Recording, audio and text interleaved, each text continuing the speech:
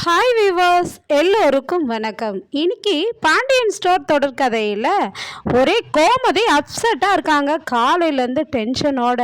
அதுக்கப்புறம் மீனா கிட்ட போய் பேசுகிறாங்க.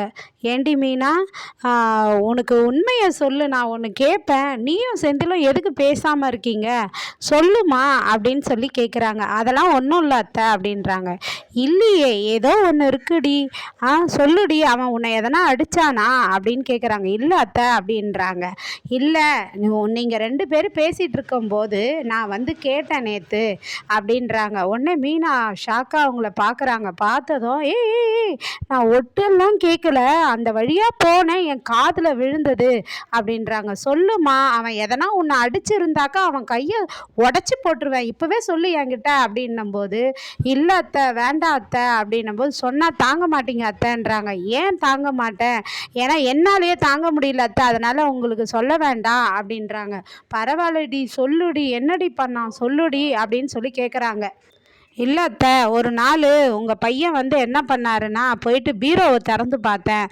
திறந்து பார்த்தாக்கா அந்த பீரோவில் நிறைய பணம் கட்டுக்கட்டாக இருந்தது. இது ஏதுன்னு கேட்டால் அவர் சொல்லவே இல்லை. என்ன தான் விஷயம் சொல்லுங்க அப்படின்னாக்கா, பார்த்தா அவர் லஞ்சம் வாங்கியிருக்கிறார் அத்தை. இது மாதிரி ஆஃபீஸ் போனேன், ஆஃபீஸ் போய் பார்த்தா அங்கே 3 பேரை பிடிச்சிட்டாங்க அப்படின்னு சொன்னதும் கோமதிக்கு ரொம்ப ஷாக் ஆகிடுது. ஏய் மீனா, என்னடி சொல்கிற, லஞ்சம் வாங்கியிருந்தானா? லஞ்சமா? ஏண்டி அவனுக்கு இப்படியெல்லாம் எண்ணம் போச்சு? அவன் சம்பாதிக்கிற சம்பாதனைக்கு என்னடி குறைச்சல்? அவனுக்கு பத்தலையா? லஞ்சம் வாங்கினா 1க்கு 2 நமக்கு தானடி பாதிப்பு வரும், செலவாகும். ஏண்டி அவன் இப்படியெல்லாம் பண்ணான் அப்படின்னு சொல்லிட்டு அழுகுறாங்க பயங்கரமாக. நான் அண்ணாடி அவனை அப்படியாடி வளர்த்தேன் அப்படின்னு. அத்தை, இதை மாமாட்ட சொல்லிடாதீங்க அத்தைன்றாங்க. ஐயோ, மாமாட்ட நான் சொல்ல மாட்டேன்டி அப்படின்னு சொல்லிட்டு மனசுலையே வச்சுக்கிறாங்க. இது அப்செட்டாகவே இருக்காங்க கோமதி. அதுக்கப்புறமா மயில் வீட்டில் வந்து அவங்க தங்கச்சியை மயில் கேட்குறாங்க. ஏண்டி மயில், அம்மா வந்து குமரவேலை கல்யாணம் பண்ணிக்கிறதுக்கு சம்மதமானு கேட்டாங்களே, நீ சம்மதம்னு சொல்லிட்டியாமே, உண்மையாவா அப்படின்னு கேட்குறாங்க. ஆமாக்கா அப்படின்றாங்க. ஏய், உனக்கு என்ன பைத்தியம் பிடிச்சிருச்சா? ஏய், அவன் குமரவேல் நல்லவனே இல்லடி. இப்போ நான் வந்து நிற்கிறேன் பாரு வாழ்க்கை கெட்டு, அதை விட மோசமான நிலையில தான் நீ வந்து இங்கே நிற்ப. வேண்டாம் வேண்டாம் சுடரு அப்படின்றாங்க. இல்லைக்கா, அப்பா அம்மா சம்மதம் படியே இது நடக்கட்டும்க்கா, நான் அவரையே கல்யாணம் பண்ணிக்கிறேன்க்கா அப்படின்னு சொல்லிட்டு சுடர் போயிடுறாங்க. போயிட்ட பிறகு மயிலுக்கு ரொம்ப மனசு கஷ்டமாக இருக்குது. ஆனால் கோமதி ஒரே புலம்பல்லையே இருக்கிறாங்க. இந்த அரசு என்ன பண்ணுறாங்கன்னா, சுடிதார் காணன்னு சொல்லிட்டு அம்மாட்ட கேட்குறாங்க.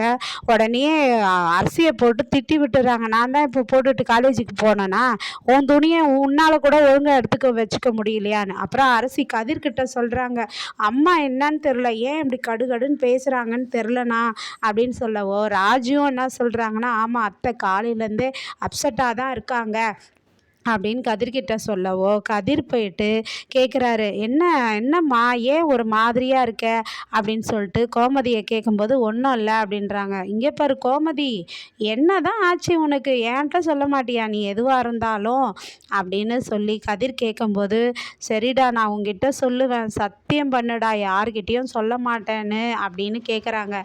ஓ, சத்தியமாக சொல்கிறேன் கோமதி, நான் யார்கிட்டேயும் சொல்ல மாட்டேன், நீ சொல்ல எதுவாக இருந்தாலும் என்கிட்ட சொல்லு அப்படின்னு சொல்லும்போது, டே இந்த செந்தில் இருக்கிறான்லடா, அவன் லஞ்சம் வாங்கிட்டானான்டா அப்படின்றாங்க. உடனே கம்முன்னு அப்படியே பார்க்குறாரு.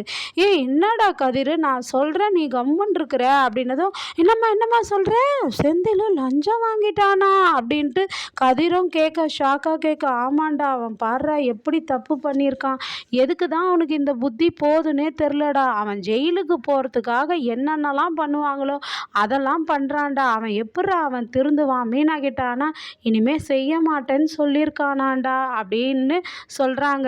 அம்மா, இந்த விஷயத்த நீ அப்பா கிட்ட சொல்ல போறியா என்ன அப்படின்னு கேட்குறாரு கதிர்.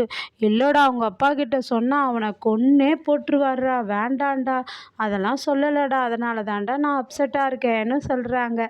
கோமதி அப்செட்டாக இருந்ததுக்கு காரணம் செந்தில் தான். நாளைக்கு மீனாவும் செந்திலும் சமாதானம் வாங்கலான்னு பார்க்கலாமா? நன்றி, மீண்டும் தொடர்க, பாய்.